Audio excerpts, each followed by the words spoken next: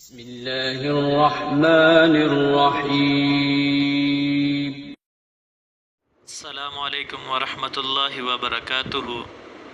میرے نہایت معزز اور محترم سامعین، آج میں جس بات کی طرف توجہ دلانا چاہتا ہوں وہ ہے دعاؤں کا قبول نہ ہونا۔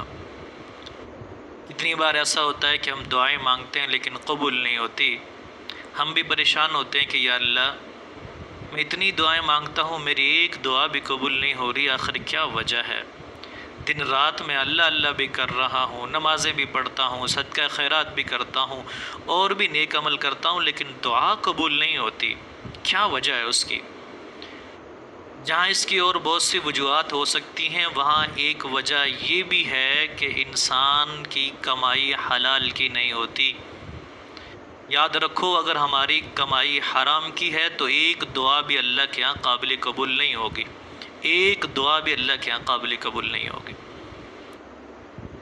یہ میں نہیں کہہ رہا، آپ صلی اللہ علیہ وسلم کی حدیث مبارکہ جس کا مفہوم یوں بنتا ہے کہ حضور نے فرمایا قیامت کے قرب تم دیکھو گے ایسے لوگ آئیں گے دن رات اللہ اللہ کریں گے، دن رات عبادت کے اندر مشغول ہوں گے، پراگندہ بال، خستہ حال، کہ ان کے جسم سے ہی نیکیاں ٹپک رہی ہوں گی، آپ کو ان کو دیکھ کر لگے گا بڑے نیک ہیں، لیکن حضور نے فرمایا ان کی ایک دعا اللہ کے یہاں قابل قبول نہیں ہوگی۔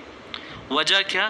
کہ حضور نے فرمایا اکلہ حرام، شربہ حرام، لبسہ حرام، کہ ان کا کھانا بھی حرام کا، ان کا پینا بھی حرام کا، ان کا لباس بھی حرام کا، جس کی وجہ سے اللہ کے یہاں ان کی ایک دعا بھی قابل قبول نہیں ہوگی۔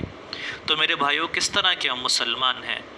کمائی بھی ہم حرام کی کریں اور امیدیں اللہ سے باندھیں کہ اللہ تعالیٰ ہماری ساری خواہشیں پوری کریں۔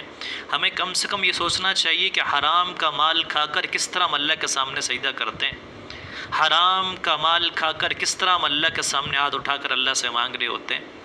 وہ سنا نہیں آپ حضرات نے کہ جو مشرکین مکہ تھے، مشرکین مکہ جب وہ خانہ کعبہ کا طواف کیا کرتے تھے تو بے لباس ہو جایا کرتے تھے، اپنے لباس اتار کر پھینک دیتے تھے، بغیر لباس کے وہ خانہ کعبہ کا طواف کیا کرتے تھے۔ حالانکہ ان کا عمل کوئی اچھا عمل نہیں تھا، یہ کوئی عمل ان کا درست عمل نہیں تھا، لیکن ان کی نیت کیا ہوتی تھی کہ ہم حرام کا لباس پہن کر کیسے خانہ کعبہ کا طواف کریں، اتنی اچھی ان کی سوچ تھی۔ آج مسلمان کی سوچ کہاں گئی؟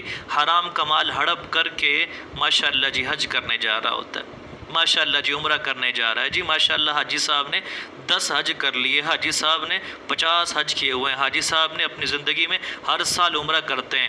وہ اللہ کے بندو، پہلے اپنی کمائی کو دیکھو کہ میں کما کس طرح رہا ہوں، کسی کو دھوکہ تو نہیں دے رہا، جھوٹ تو نہیں بول رہا، کسی کی جائیداد پہ قبضے تو نہیں کر رہا، پراپرٹیوں کا مالک تو بن گیا ہوں، لیکن وہ میرے اپنی ذاتی پراپرٹیوں بھی ہیں یا کسی اور کی ہیں یا قبضہ شدہ ہیں۔ اللہ معاف فرمائے۔ یاد رکھو، آج دنیا کے اندر کسی کی ایک بالشت بھی زمین غصب کرو گے نا، کل قیامت کو توق بنا کر ہمارے گلے کے اندر وہ ڈالی جائے گی۔ اس لیے خدا را، اگر اللہ سے دعائیں قبول کروانا چاہتے ہو اور یہ چاہتے ہو کہ ہماری اللہ کے ہاں ساری دعائیں قبول ہوں، تو پھر اپنی کمائی پہ توجہ دو کہ ہماری کمائی حلال کی ہونی چاہیے۔ کمائی ہماری حلال کی ہوئی تو اللہ کے ہاں دعائیں بھی قابل قبول ہوں گی۔ اللہ سے دعا ہے کہ اللہ تعالیٰ ہمیں حلال کمانے کی توفیق نصیب فرمائے۔ تھوڑا کما لیں لیکن اچھا کما لیں۔ جزاکم اللہ واحسن الجزا۔